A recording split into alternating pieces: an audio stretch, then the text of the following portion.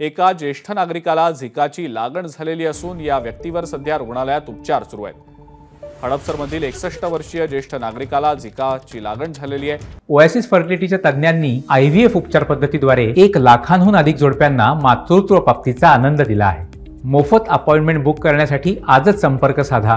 पुण्यातल्या झिका बाधित रुग्णांची संख्या आता त्यामुळे 19 वर गेलेली आहे, ज्यामध्ये 10 गर्भवतींचा समावेश आहे। रुग्णांना ताप, उलट्या, जुलाब, अशक्तपणा अशी लक्षणं यामध्ये दिसून येत आहेत। पुण्यातल्या झिका बाधित रुग्णांची संख्या आता 19 वर गेलेली आहे, ज्यामध्ये 10 गर्भवतींचा देखील समावेश आहे। पुण्यामधल्या कोणकोणत्या भागांमध्ये रुग्ण सापडलेत आपण पाहतो आहोत। एरंडवणेमध्ये 6 रुग्ण आढळलेत, मुंढवा भागात 3 रुग्ण आढळलेत, डहाणूकर कॉलनी भागामध्ये 2 रुग्ण तर पाषाण भागात 3 रुग्ण आढळलेत। आंबेगाव आणि येरवडा इथं प्रत्येकी 1 तर खराडीमध्ये 3 झिका बाधित रुग्ण आढळलेले आहेत।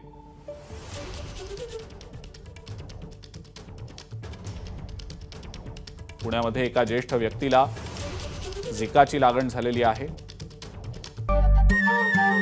नमस्कार। मन शुद्ध तुझं ही वेगळ्याच प्रकारची मालिका तुम्हा सगळ्यांना खूप आवडली होती। याचा दुसरा सीझन कधी येणार अशी विचारणा झाली। प्रतीक्षा संपली आहे मित्रांनो, येतोय मन शुद्ध तुझंचा दुसरा सीझन। होई मन शुद्ध